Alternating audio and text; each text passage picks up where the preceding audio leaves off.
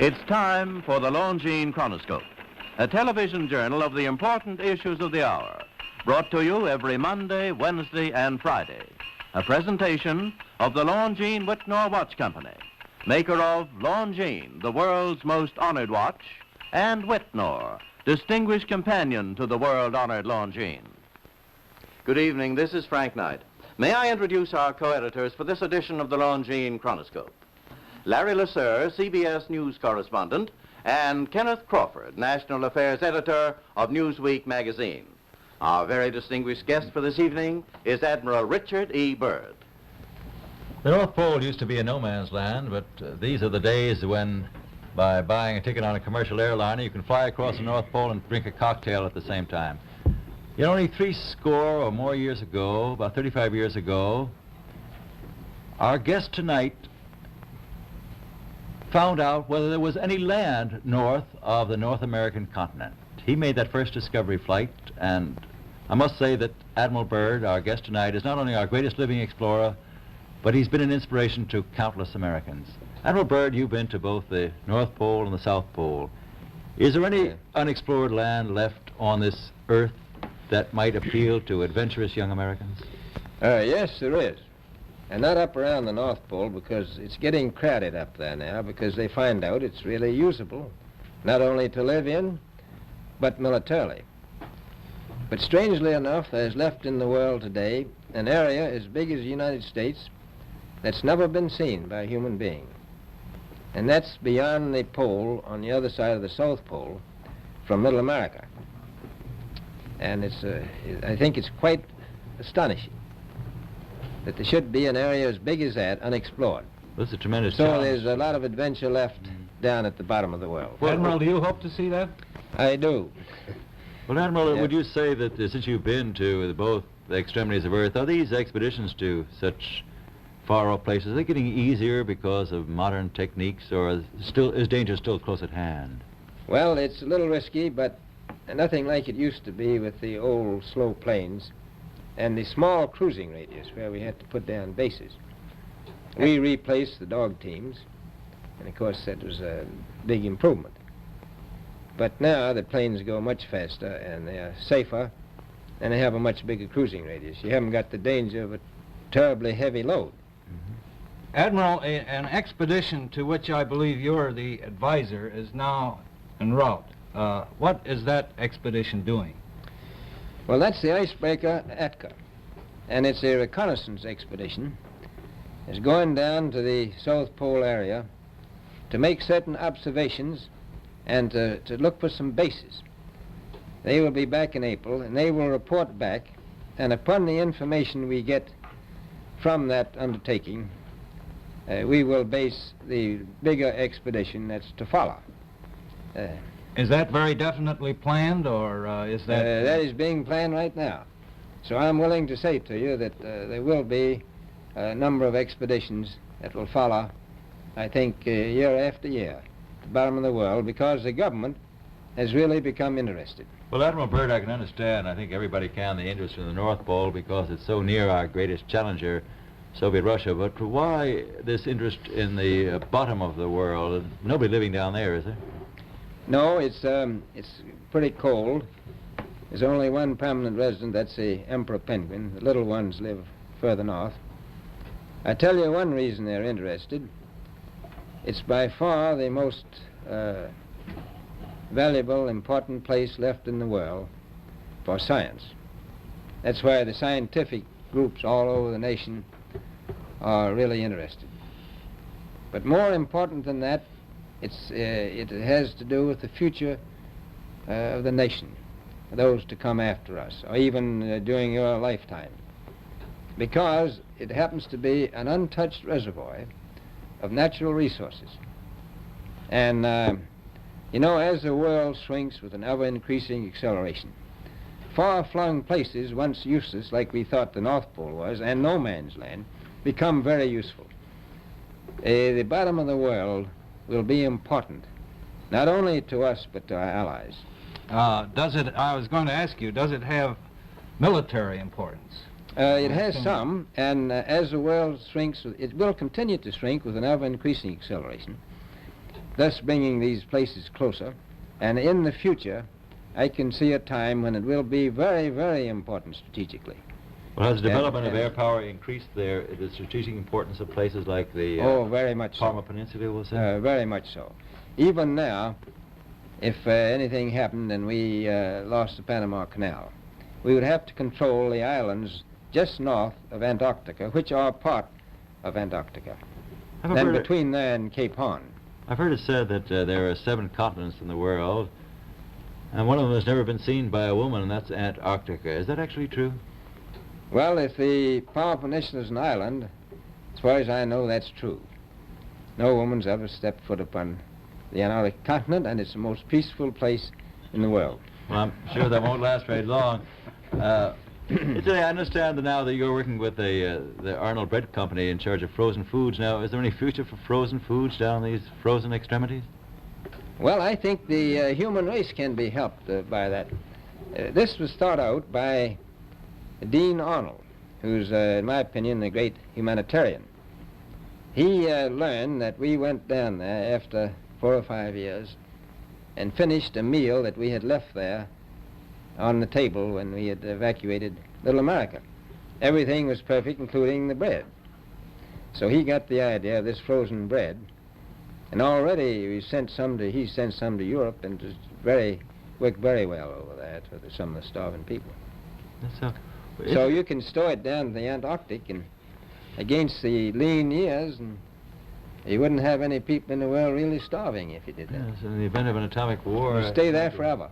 Admiral, you speak of the resources of Antarctica. What are they? What are the natural resources there? Well, we've found enough of coal within 180 miles of the South Pole in a great ridge of mountains. It's not covered with snow, enough to supply the whole world for quite a while.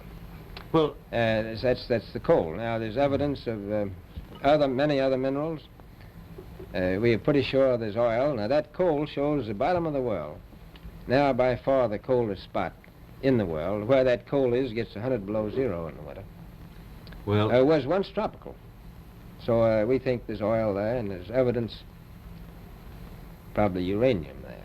is it any secret? Is there uranium there? That would be the only thing that would be practical to actually go after, I suppose. Everything else would be economically unfeasible, wouldn't it? Well, as we recklessly expend our resources, the time will come when we'll have to go after that stuff down there. Well, You know, I avoided what you said about uranium. I'm not sure about that. I don't want to have the world fight over the Antarctic. Admiral, is there a competition among other nations to try to get information about Antarctica and possibly to secure some of these resources? Well, yes. There are now 7 nations very much interested. Russia is interested tremendously. That I'm sure of. Australia has an expedition down there. The Argentine, the Chile, New Zealand, Britain, and so on. Now, you can understand those people down there being interested because they live down there, the New Zealanders, the Argentinians, the Chileans, and Australians. And so we don't do much about claiming anything. Admiral, you make Do this we sound a little crowded. Are there that many expeditions now there or en route there? Well, you know, as I said, it's the most peaceful place in the world, but I don't think it will be for long because of this intense interest on the part of other nations and this nation. Well, Admiral Byrd, are private expeditions a thing of the past? Is expedition and exploration, making expedition and exploration now purely a government function because of the tremendous No, I cost and don't think organization? so. I think down south it may be more or less a thing of the past, but not other expeditions that go there. A lot of them go north now. This latest expedition now on the way is a government expedition, I take it. Yes, that's the government. Admiral Byrd, may I ask you, is there a great difference between the top of the world and the bottom of the world? There is. Now, the North Pole is the center of an ocean 10,000 feet deep. The South Pole, the center of a plateau, 10,000 feet high. The North Polar Sea is surrounded by continents slightly frozen. The Antarctic continent is surrounded by a belt of ice frozen seas of at least 1,200 miles thick. Now, the south is a plateau. It gets, in some places, 14,000 feet up. I've been over areas about 13,000, and it's a little bit chilly up there. So there's that big difference between the top and bottom of the world. The north really isn't very cold up there on the Arctic Ocean. Not compared to the south. Admiral Byrd, we often hear it said that our young Americans now aren't as hardy as their forefathers. Do you think that Americans do measure up to the standards, the physical standards and morale standards of the past? I do. I don't believe that. I think they're just as hardy.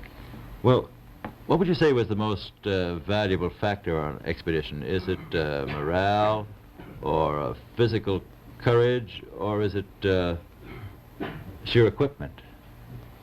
Well, I've always thought that loyalty was by far the most important trait. The British told me that when I first went down in 28, that I couldn't possibly get through the winter night without a mutiny if I took more than 20 men. But to serve science, I had to take 42 men. Then I took 56 the next time, and so on. So, and I did find that loyalty was the most important thing during the winter night when it's very hard on your nerves. I think that's best trait. Well, that's a very valuable characteristic at any time. Well, thank you very much, Admiral Byrd. It's been a great pleasure to have you here tonight. It's a pleasure to be with you. Yeah. The opinions expressed on the Longines Chronoscope were those of the speakers.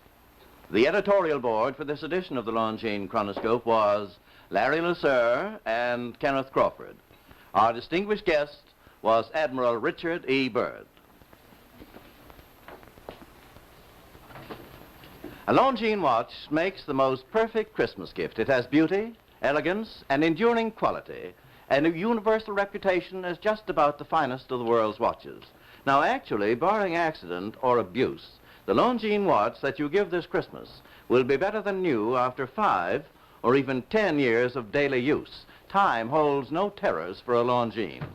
The exquisitely finished watch movement defies normal wear and friction, achieves unsurpassed timekeeping accuracy and reliability. Thus does Longines inner quality match Longines outer elegance. Among the finest watches of the world, only Longines watches have won 10 World's Fair grand prizes, 28 gold medals, highest honors for accuracy in fields of precise timing. Cased in precious metals, styled in the best of good taste, a Longines watch is a joy to own, an enduring symbol of your affection, the perfect Christmas gift. Yet, you may buy and proudly give a Longines watch this Christmas for as little as $71.50. Visit your Longines Whitnor jeweler agency and make your selection. Longines, the world's most honored watch, the world's most honored Christmas gift. Premier product of the Longines Whitnor Watch Company since 1866, maker of watches of the highest character.